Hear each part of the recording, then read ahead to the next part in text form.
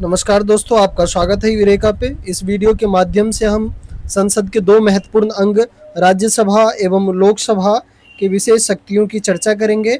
यह video NCERT class 11th के chapter 5 पे आधारित है। तो दोस्तों आइए नोट्स के माध्यम से हम इस महत्वपूर्ण जानकारी को प्राप्त करते हैं। यदि आप क्लास 11th में पढ़ रहे हैं तो आप अनुच्छेद को नहीं भी याद करेंगे फिर भी चलेगा।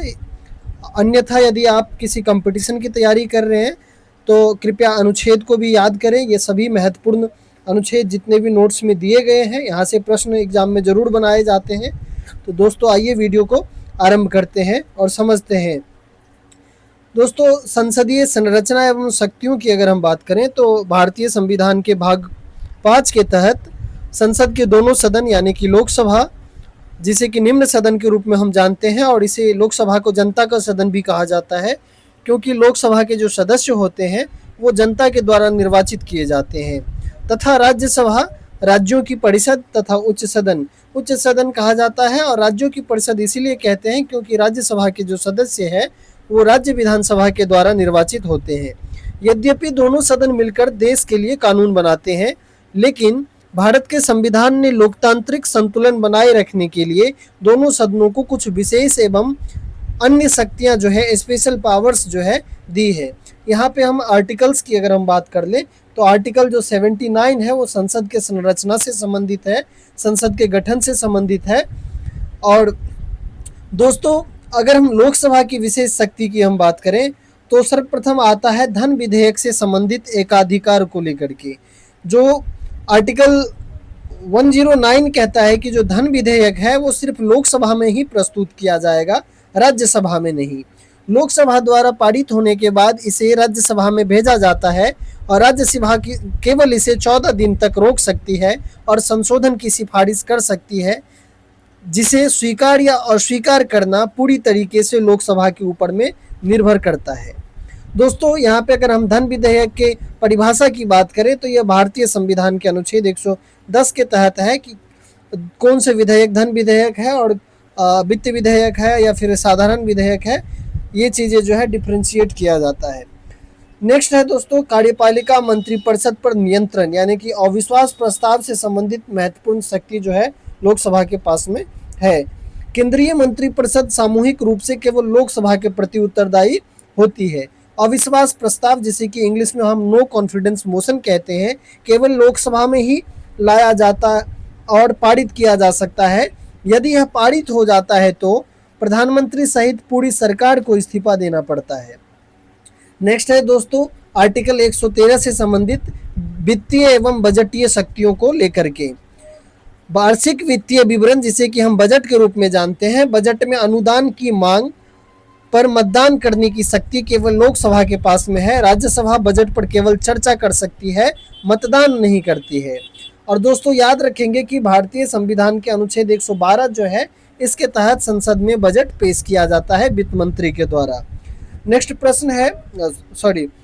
पॉइंट है संयुक्त बैठक में निर्णयकारी भूमिका, जो कि संयुक्त बैठक का प्रावधान जो है भारतीय संविधान के अनुच्छेद 108 में किया गया है। साधारण विधेयक पे मतभेद होने पर राष्ट्रपति द्वारा बुलाई गई दोनों सदनों की संयुक्त बैठक की अध्यक्षता जो है लोकसभा करता है, और लोकसभा के जो स्पीकर होते हैं उन्हीं के द्वारा इसकी अध्यक्षता की जाती है। लोकसभा की सदस्य संख्या 543 और राज्यसभा की जो सदस्य संख्या है वो 245 से दोगुनी से अधिक होने के कारण संयुक्त बैठक में जो है हमेशा लोकसभा का पलड़ा भारी रहता है। और अगर किसी साधारण विधेयक के ऊपर में यदि मान लीजिए कि टाई हो जाता है तो ऐसी स्थिति में जो स्पीकर होता है उनका जो मत होता है वो निर्णयकारी मत होता है। तो इस प्रकार से अगर हम देखें तो लोकसभा की अहमियत जो है संयुक्त बैठक में बढ़ जाती है। और ये आर्टिकल याद रखेंगे कि आर्टिकल 108 जो है भारतीय संविधान का, यह संयुक्त बैठक से संबंधित है। संयुक्त बैठक सिर्फ साधारण विधेयक को लेकर के ही बुलाया जा सकता है राष्ट्रपति के द्वारा। नेक्स्ट है दोस्तों राज्यसभा की विशेष शक्तियाँ। अगर हम राज्यसभा के विशेष शक्तियों की बात करें तो सर्वप्रथम है राज्य सूची के विषय पर कानून बनाने का अधिकार, जो कि आर्टिकल 249 के तहत है।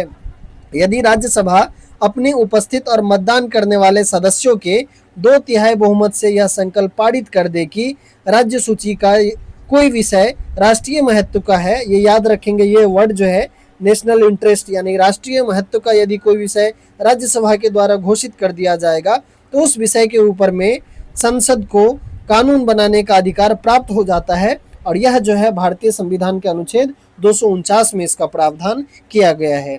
नेक्स्ट है अनुच्छेद 312 जो कि नई अखिल भारतीय सेवाओं ऑल इंडिया सर्विसेज के सृजन से संबंधित है।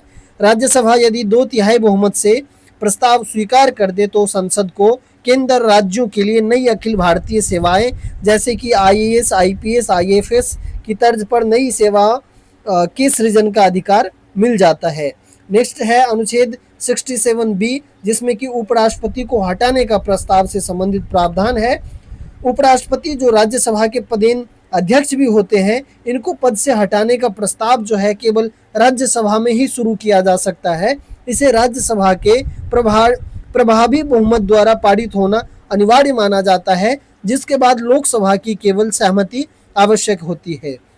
नेक्स्ट है दोस्तों आपातकाल के दौरान जो भूमिका है राज्यसभा की, अगर इसकी बात करें तो यदि आपातकाल यानी कि राष्ट्रीय राष्ट्रपति शासन या वित्तीय आपातकाल की घोषणा के समय लोकसभा भंग हो चुकी हो या उसका विघटन हो गया हो तो केवल राज्यसभा द्वारा स्वीकृति किए जाने पर भी आपातकाल लागू किया जा सकता है। और इस प्रकार का प्रावधान जो है ये संविधान के आर्टिकल 352 जिसके तहत राष्ट्रीय आपातकाल का प्रावधान है, आर्टिकल 356 राज्य में राष्ट्रपति शासन का प्रावधान है और आर्टिकल 360 जो है जो कि वित्तीय आपातकाल से संबंधित है।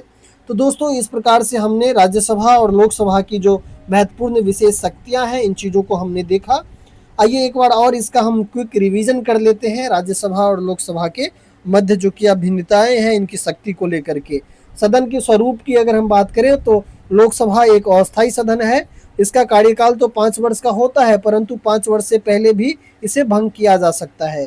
राज्यसभा की अगर बात करें तो यह एक अस्थायी सदन है, यह कभी भंग नहीं होता है और इसका 1/3 सदस्य जो है हर एक 2 साल में सेवानिवृत्त हो जाते हैं। अगर धन विधेयक को लेकर के हम बात करें तो धन विधेयक पे लोकसभा को पूर्ण अधिकार है, केवल यही प्रस्तुत किया जाता है और राज्यसभा के पास में ये सीमित अधिकार है। राज्यसभा धन विधेयक को अपने पास में सिर्फ 14 दिन तक रख सकती है। नेक्स्ट है सरकार पर नियंत्रण की अगर हम बात करें तो अविश्वास प्रस्ताव पारित कर सरकार को गिराया जा सकता है लोकसभा के द्वारा। और सरकार राज्यसभा की अगर हम बात करें तो सरकार नहीं गिरा सकती है, राज्यसभा केवल प्रश्न पर चर्चा कर सकती है। नेक्स्ट है राज्य सूची में अगर कानून बनाने को लेकर के अगर हम देखें तो राज्यसभा के प्रस्ताव के बाद ही अधिकार मिलता है लोकसभा को कि वह राज्य सूची के विषय पे कानून बना सके। और अनुच्छेद 249 के तहत जो है संसद को यह अधिकार जो है राज्यसभा के द्वारा प्रदान किया जाता है कि वो राज्य सूची को राष्ट्रीय महत्व के विषय के रूप में घोषित कर करके संसद को यह अधिकार दे कि वह इस पे कानून बना सके। नेक्स्ट है अखिल भारतीय सेवाएं, राज्यसभा के संकल्प के बाद कानून बनाती है और अनुच्छेद 312 के तहत जो है नई सेवा का सृजन करने का अधिकार जो है सिर्फ राज्यसभा को दिया गया है। दोस्तों मुझे उम्मीद है कि आपको ये वीडियो पसंद आया होगा। अगर आपको ये वीडियो पसंद आया हो तो कृपया चैनल को जरूर सब्सक्राइब करें, वीडियो को लाइक करें। धन्यवाद।